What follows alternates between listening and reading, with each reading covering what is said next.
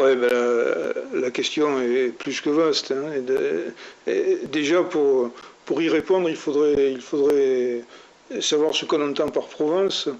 Or, les définitions et les délimitations de la Provence historique sont assez mouvantes.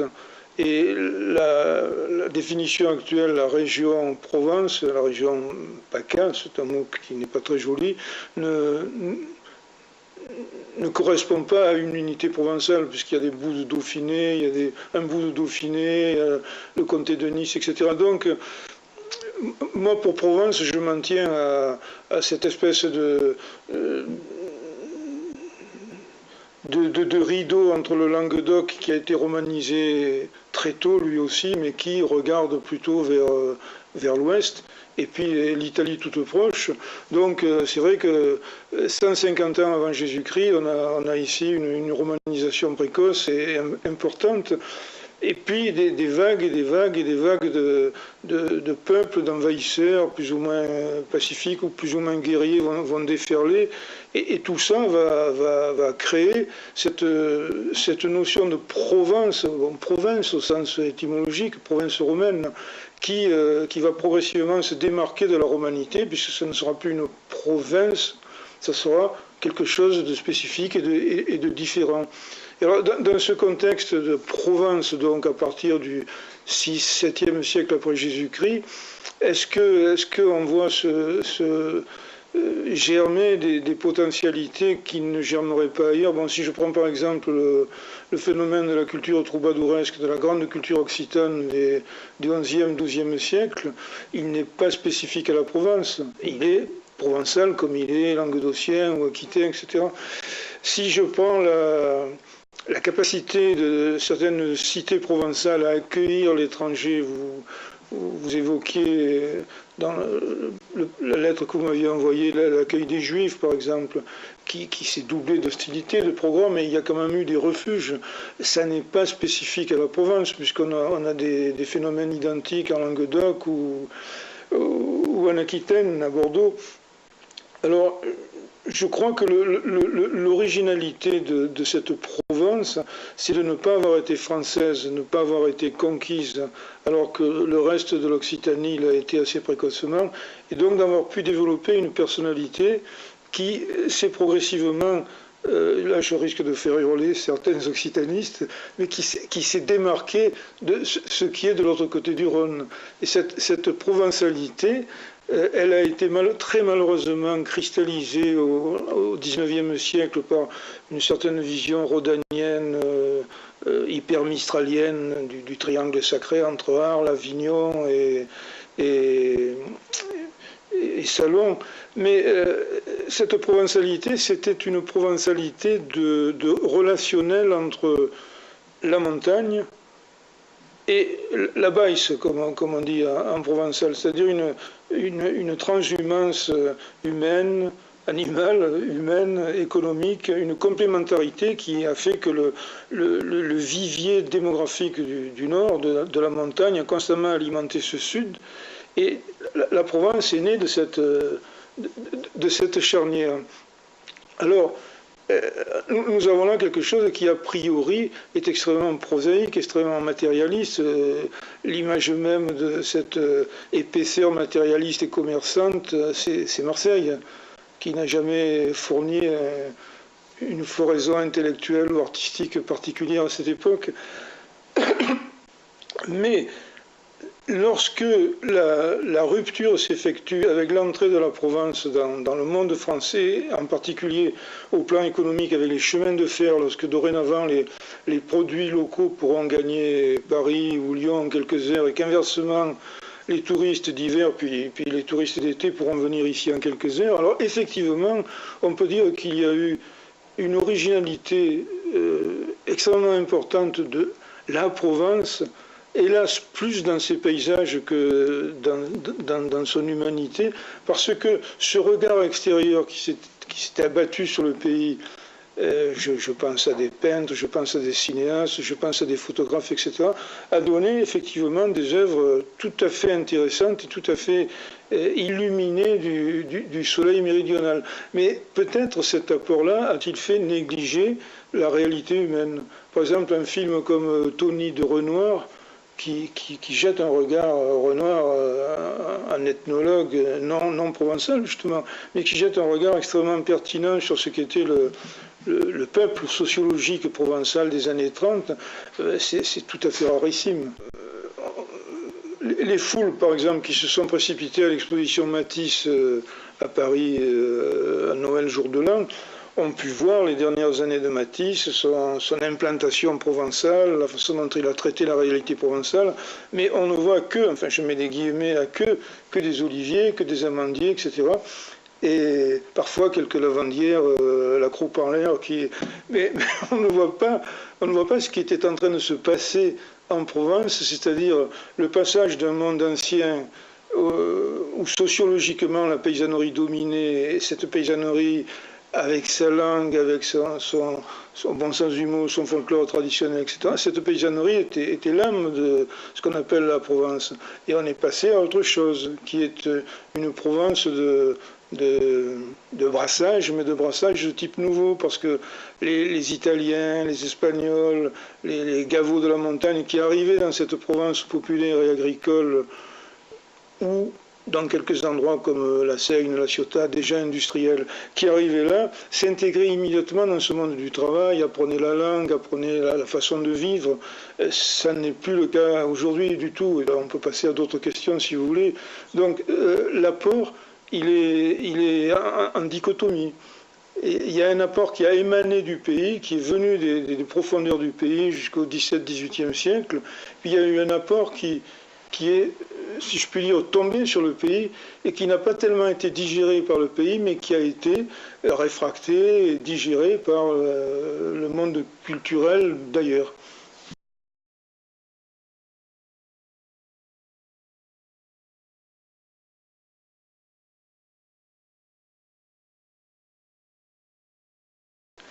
La Provence industrielle a été complètement déstructurée. Tout ce qui en faisait la réalité, les mines de bauxite, les mines de charbon, de lignite, les chantiers navals sont réduits à néant. Donc on pourrait s'en tenir à ce passif, industrie moribonde, agriculture extrêmement réduite, une viticulture en crise, la petite propriété en disparition, la concentration sur quelques grandes propriétés qui font du vin de haute qualité à beau prix, les céristes, les fleurs, bref, on pourrait dire que là les chances sont en réduction ou n'existent pas, sauf pour quelques secteurs hyper pointus. Par contre, là, les chances, c'est que quand on part de zéro, puisque tout a été ramené à zéro, on peut refaire autre chose. On peut envisager dans un avenir qui serait à moyen terme, qui serait écologique et positif à la fois. Je ne rentre pas dans une vision de décroissance là, mais dans une vision de respect des possibilités naturelles de la région. On peut envisager des possibilités fort intéressantes, mais cela supposerait une maîtrise des habitants de la région sur ce développement, et donc une forme de démocratie qui pour le moment n'existe pas.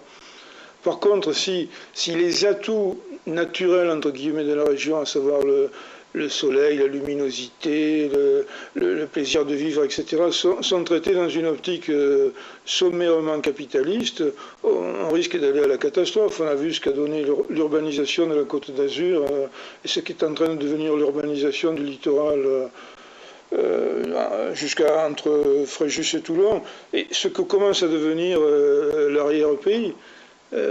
Donc là, on peut légitimement être inquiet.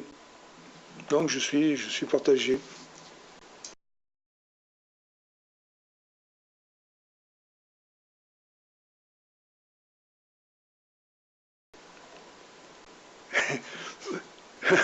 C'est une question tout à fait piège parce que on a Philibert récemment a sorti un petit film qui s'appelle Le complexe du centaure, où nous essayons en quelques-uns d'appréhender la variété, la multiplicité des ethnotypes. Et on sait très bien que l'ethnotype ne correspond jamais à une vérité absolue, mais il en est quand même caricaturalement un reflet. Alors donc il y a il y aurait plusieurs définitions de l'esprit provençal. D'abord, il y aurait cet ethnotype qui court depuis le XVIIIe siècle, à savoir un individu, c'est plutôt masculin toujours, un individu léger, superficiel, agréable, beau parleur, un peu trop d'ailleurs, mais pas très fiable, vite excité, vite découragé, n'ayant pas la solidité nécessaire pour mener des entreprises à bout. Et l'ultime caricature de ce type-là, c'est Tartarin de Tarascon, avec ses outrances ridicules, etc. Bon, il est évident que c'est un ethnotype qui a été plaqué du dehors sur la réalité méridionale. Et on peut penser que, historiquement, il intervient au moment où il s'est agi dans ce que la France civilisée devenait, une France où les conflits civils ne se réglaient plus à coups de fusil, mais se réglaient à coups de bulletins de vote. Il s'est agi de démystifier, d'exorciser même la vision d'un autre provençal qui était le provençal farouche, le provençal rebelle, rude, insurgé, qui a fait parler de lui de façon violente au XVIIIe siècle, sous la Révolution, dans les deux camps d'ailleurs, les bleus et les blancs, qui en a refait parler dans les insurrections successives, dans la crainte d'une insurrection royaliste dans les années 1830, et puis dans cette puissante insurrection rouge de 1851. Donc on a effacé tout cela en proposant un autre type de provençalité. Et puis après, sont venus se superposer à ces caricatures dont Daudet est en partie responsable, des visions différentes qui bifurquent, si vous voulez, avec Pagnol d'un côté et Giono de l'autre. Alors Pagnol, ce serait le provençal du bas pays, le marseillais en particulier, qui est pas un être ridicule. Les personnages de la trilogie de Pagnol, sauf Escartefigue, le cocu magnifique, ne sont pas des personnages ridicules, ce sont des personnages secrets, graves, qui éprouvent des affects très forts, mais qui les tiennent à distance dans une espèce d'humour à froid permanent et de distanciation. Ce qui fait que, par exemple, l'étranger, entre guillemets, qui est M. Brun, le Lyonnais, il ne comprend pas, lui, il prend tout au premier degré, il n'a pas les codes qui permettent de comprendre ce qui se passe. Puis alors, le personnage de Giono, qui est un personnage en grande partie artificiel, c'est le paysan, le pâtre de l'arrière-pays, qui lui est un homme de granit, une statue taciturne, extrêmement proche de la nature, à la fois très fruste et très humain, que Giono oppose à une certaine superficialité, même à une superficialité certaine des Provençaux du Sud. Alors, qu'est-ce qu'il en est aujourd'hui de tout ça? Moi, je crois qu'il suffit de fréquenter un peu des gens jeunes. Moi, j'ai été amené à avoir des générations d'élèves. Je crois qu'aucune ne se reconnaît dans tout ce que je viens de dire. Parce que leur façon d'être, leur façon de vivre, de penser, de se distraire, de chercher du boulot, d'exercer leur boulot, de fonder une famille, etc., ne correspondent plus à cela. Les modèles ne sont plus méridionaux, ils sont internationaux. Là, on a affaire à une jeunesse qui voyage beaucoup, même les moins fortunés voyagent beaucoup, qui se frottent à d'autres langues, à d'autres musiques, parfois d'autres personnes venant d'ailleurs. Et je ne crois pas que la notion de provincialité, telle que je l'ai définie historiquement, puisse les sensibiliser extrêmement. Par contre, il peut y avoir une espèce de respect, d'attachement, de filiation reconnue, même si on n'est pas originaire de la région, en se disant, mais bon Dieu, il y a des marqueurs tout autour de moi, qu'est-ce que ça veut dire? Un peu comme les gens qui se retrouvent devant des menhirs gravés ou des signes rupestres. Qu'est-ce que ça veut dire? Mais ça a existé. Ah bon, ça a eu un sens? Oui, ça a eu un sens. Alors, je sais pas, on peut partir de trucs aussi. Par exemple, j'aime bien la crèche, mais tout athée que je sois, mais on peut partir de la crèche pour arriver à une compréhension de ce qu'a pu être la sociabilité provençale traditionnelle, qu'il ne s'agit pas de recréer, mais dont il s'agit peut-être de s'inspirer, dont il s'agit peut-être de renouer les fils du voisinage. Bon, il ne s'agit pas de la magnifier, mais là, elle a été, ça n'est pas propre à la province, mais c'était particulièrement fort dans une région de petites villes, où là, la grande ville était vraiment une exception, et où l'habitat dispersé était également une exception. Donc, les collectivités qui vivaient ensemble, avec tout ce que ça peut impliqué comme garouille, comme animosité, comme haine municipale, etc., mais qui vivaient ensemble, avec tout ce que ça peut impliquer aussi de je te connais, je te dis bonjour, je discute, une sociabilité masculine, du café, du cercle, de la chasse, du sport, sociabilité féminine tout à fait différente. Mais ces sociabilités-là risquent de ne plus exister. En ville, elles n'existent déjà pratiquement plus. Dans les petites localités, elles se défont, ou peut-être se renoue-t-elle.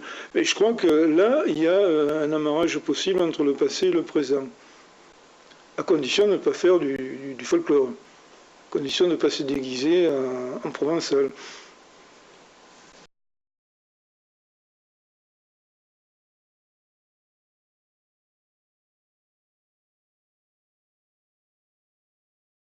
Oui, oui, oui, clairement oui. D'ailleurs, beaucoup de gens, si, enfin moi je me suis livré à l'expérience, je dis si vous vous définissiez, non pas en tant qu'individu, mais en tant qu'appartenant à un ensemble, qu'est-ce que vous diriez? Ben, je suis le roi. Et alors c'est très curieux parce que, par exemple, la plupart des Toulonnais ne se soucient absolument pas de Saint-Raphaël ou de Fréjus, qui sont pour eux très très loin, ou connaissent très mal le Haut-Var, et en fait, c'est seulement depuis l'apparition, la généralisation de la voiture, donc 30 ans, 40 ans, que les gens ont commencé à circuler, à connaître leur département, mais depuis la création des départements, on dit je suis varois. Et c'est pas innocent, les départements ont été créés pour supprimer la notion de province. Donc, dire je suis varois, c'est une façon de dire je ne suis pas provençal. Il y a là une incompatibilité. Et moi, en tant qu'historien, j'en vois la preuve dans cette insurrection de 1851 dont on parlait récemment, qu'ont fait les insurgés. Bon, le président, non pas Sarkozy, mais le président Louis-Napoléon, prend tous les pouvoirs par un coup d'État. Donc les citoyens disent on va restaurer la légalité républicaine d'abord chez nous, dans la commune, donc en nommant un maire qui n'est pas d'accord avec le coup d'État, et puis qu'est-ce qu'on va faire? Alors d'aucuns disent ben, il faut marcher sur Aix, il faut marcher sur Marseille, il faut s'occuper des grandes villes. Pas du tout. Il faut prendre la préfecture. Il faut aller au chef-lieu du département. Ce qui fait que, par exemple, les insurgés de Montmélian sont allés sur Draguignan, et les insurgés de Quinson à 10 km de l'autre côté sont allés sur Digne, parce qu'eux étaient basalpins. Et donc oui, il existe un sentiment varois. Pour autant, c'est pas un patriotisme. Je ne crois pas qu'on se fasse tuer pour le Var, qui n'a pas de drapeau, ni qu'on veuille déclarer la guerre aux Alpes-Maritimes pour reconquérir la partie du Var qui a été prise grâce Cannes, etc., lorsque le comté de Nice a été transformé en département. Mais je crois que c'est cette notion-là qui prime aujourd'hui. Alors, ce qui est intéressant, c'est que le pouvoir actuel est en train de mettre à bas les départements et de restaurer une certaine dignité régionale, mais pas du tout à partir des régions historiques, mais à partir de grands ensembles qui seraient, par exemple, une région Rhône-Alpes élargie, un grand sud-est, qui seraient des éléments de poids dans l'Europe des régions. Alors là, on verra comment l'opinion réagira en fonction de la disparition de la notion de département. Des trucs aussi anodins en apparence que l'histoire des plaques d'immatriculation. ont été significatifs. Initialement, le pouvoir voulait des plaques où n'apparaissent plus les régions d'origine. Et puis, il y a eu un poids des élus en relais avec une certaine opinion pour que l'on puisse toujours dans le coin droit indiquer à la fois le sigle de la région, mais en plus gros, le numéro du département. Et ce numéro du département, on peut se le choisir, c'est-à-dire que on a déjà des chiffres, des enquêtes ont été faites, beaucoup de gens originaires d'un département, mais habitants, travaillant ailleurs, préfèrent conserver leur 83 natal, même s'ils sont postiers ou CRS à Paris. Voilà.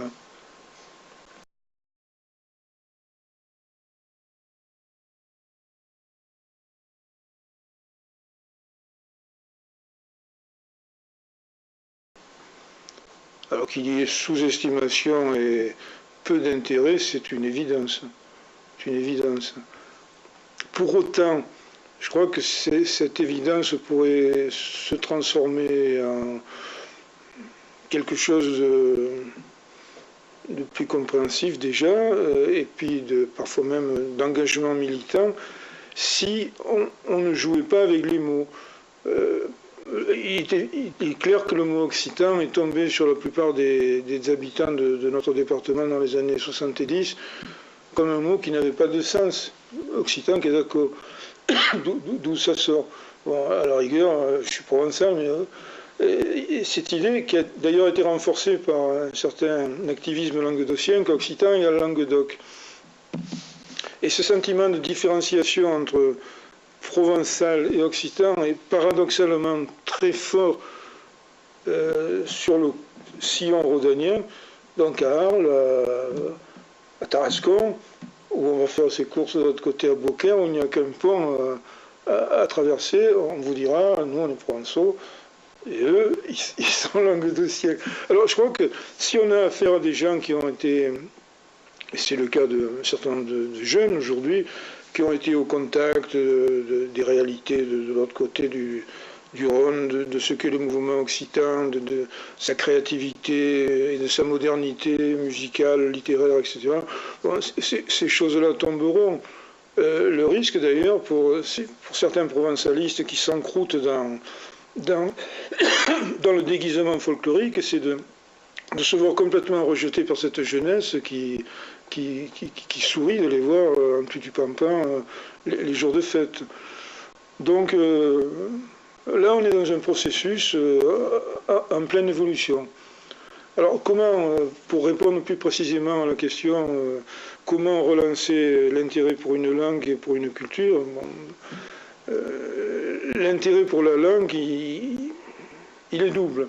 Il y a l'intérêt de gens de mon âge, donc de gens qui sont sur le versant descendant de l'existence. C'est des gens qui ont entendu parler provençal chez eux, chez les grands-parents. Moi j'ai 72 ans, c'était même pas mes parents, c'était mes grands-parents.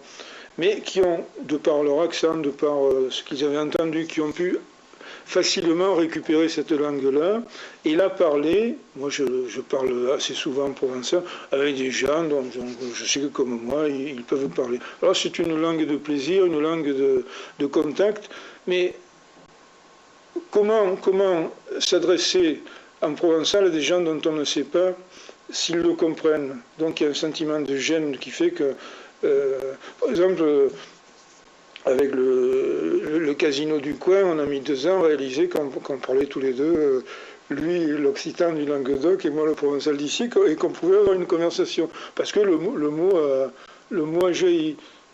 Le type m'a dit, si vous prenez cette carte-là, vous aurez des smiles.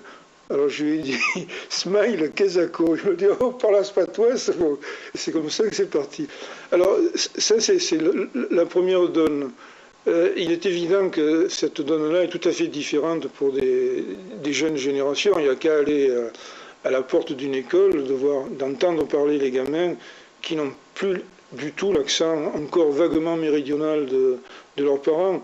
Ces gamins-là sont phonologiquement inaptes à parler spontanément la langue d'or avec ses ou, ou, etc. Bon, Alors, comment les intéresser à la langue au-delà du respect des grands-parents ou des arrière-grands-parents? Là, je crois qu'encore une fois, la carte à jouer, c'est la carte de la modernité, la carte de la créativité, de la création.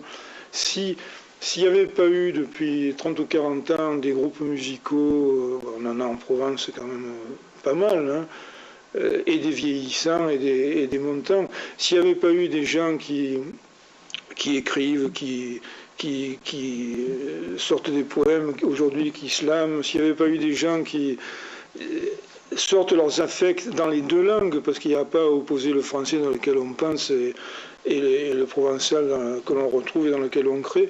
S'il n'y avait pas eu tout ça, bon, ben, je crois que la langue serait complètement morte, sauf dans la réserve d'âge que j'évoquais. Maintenant, recréer une langue d'usage, de vrai usage, alors j'entends. Alors là, on se heurte à un autre problème qui est redoutable, qu'il faut voir en face. Le socle sociologique d'usage, c'était la paysannerie, ou les habitants des petites villes. Il y a 50 ans, 60 ans, bon, tout le monde parlait provençal à Brignoles ou dans le pays brignolais. C'est fini. La paysannerie n'existe plus. Alors, où on adopte l'option catalane, qui a été celle d'un nationalisme cohérent avec ses objectifs, à savoir, on prend le pouvoir. Dans la Généralitat de Catalogne, les différents partis, qu'ils soient conservateurs de droite, qu'ils soient de gauche, ont pris le pouvoir que leur octroie, qu'ils ont arraché à l'État espagnol, et ces groupements ont imposé l'usage de la langue avec une norme écrite, une norme orale. On l'apprend à l'école, on l'utilise dans l'enseignement. On ne se contente pas de l'apprendre à l'école, on l'utilise dans l'enseignement, on donne l'enseignement en catalan. Et ça implique à terme une nation et un État. Alors, est-ce que les Provençaux de France sont prêts à adopter cette voie-là, à s'engager dans cette voie-là? Je ne crois pas. Je ne crois pas que ce soit, pour l'heure en tout cas, un de leurs objectifs. Pourquoi? Parce qu'ils ont trouvé leur compte dans ce qu'est la France et dans ce qu'a été l'État français depuis la Révolution, alors que les Catalans ne l'ont pas trouvé dans l'État espagnol délabré, archaïque et puis franquiste. Donc on a là des histoires très différentes. Ou alors, autre voie, on crée des ghettos. Par exemple, on enseigne à des petits dans les calendrettes la langue, le provençal, l'occitan. Ils la parleront très bien, mais ils la parleront avec qui? C'est-à-dire que sortis de la calendrette, ils vont se retrouver dans un monde où on ne parle que français. Et alors, ils la parleront avec leurs copains générationnels, leurs copains, mais on aura un ghetto où le provençal, l'occitan seront une sorte de latin pour initier, mais de latin vivant, qui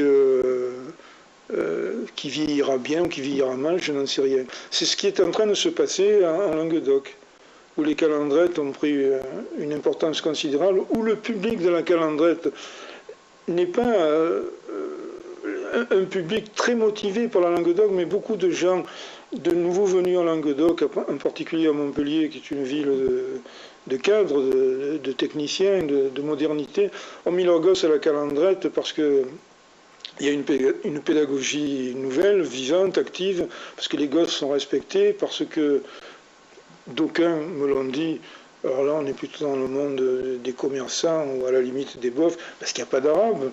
Et donc on a une entreprise pour laquelle j'ai beaucoup de respect, mais sur laquelle je pose un point d'interrogation. Il est évident que si on pouvait disposer, mais là encore faudrait-il une pression populaire qui n'existe pas, si on pouvait disposer d'outils médiatiques comme la télé par exemple, avec plusieurs heures d'émissions quotidiennes, tout terrain, intéressantes en provençal, mais aussi dans les autres parlers du Midi, là l'intérêt de l'opinion, la sensibilisation de l'opinion publique se ferait. Mais c'est le serpent qui se mord la queue, parce que pour obtenir ça, Encore faut-il déjà que l'opinion publique soit sensibilisée. Oui, et puis Vaki, pour lequel également j'ai le plus profond respect, mais Vaki, j'en ai fait l'expérience, parce que plusieurs reprises on m'a dit on va tourner une émission Vaki, peux-tu nous trouver des gens qui parlent provençal? C'est-à-dire qu'on est déjà dans le préfabriqué. Et puis, j'ai même vécu quelque chose de tristement amusant, c'est-à-dire que des personnes que j'avais amenées parce qu'elles parlaient bien provençal, qui disaient oh, moi à la télé je veux pas parler par toi, je veux qu'on voit que je parle bien français. Ou des gens qui parlaient bien provençal et qui me disaient non mais qu'est-ce que DJ tout le monde parle français, puis d'un coup qui prennent le micro, s'y mettent à parler provençal et puis après court l'émission les acabades, tout le monde s'y retourne en français. Alors qui fait au parlant français, au parlant provençal. Quand on pense que l'hébreu qui était pratiquement mort, puisque la plupart des gens qui sont allés s'établir en bas parlaient la langue du pays dont ils venaient, ou n'avaient de l'hébreu qu'une vague connaissance liturgique. Bon, en 2 générations, l'hébreu est redevenu la langue de millions de personnes. Alors, j'imagine très bien que l'occitan puisse redevenir véhiculaire. Ce ne sera pas tout à fait le même, ce sera quelque chose de forgé par l'expérience des générations nouvelles. Mais spontanément, les jeunes changent d'accent parce qu'il y a une imprégnation liée à la télé. Le truc le plus énorme, c'est quand même Plus belle la vie, tous les soirs, qui se passe à Marseille, et où il y en a qu'un qui a l'accent méridional, c'est le languedocien, patron du bistrot. Mais bon, les petites parlent après, comme elles entendent parler les nanas de Plus belle la vie. Il y a une façon de parler qui n'est d'ailleurs pas du tout celle du français populaire de Besançon ou de Paris ou d'ailleurs. Le premier téléfilm traduit en catalan, ça a été Dallas. Donc on est passé de longues périodes très dures, en particulier sous le franquisme, où le catalan était la langue de la résistance, la langue de la pureté contre toute le poids du capitalisme oppresseur et du franquisme fasciste, à une langue qui est celle de la modernité capitaliste la plus assumée, publicité, etc. Je suis plutôt dans l'interrogation, mais je me permets d'être dans l'interrogation parce que j'ai fait ce que je pouvais faire pour être positif, et je continue. Tant dans la création personnelle, dans l'écriture, que dans la recherche historique, que dans l'enseignement, etc.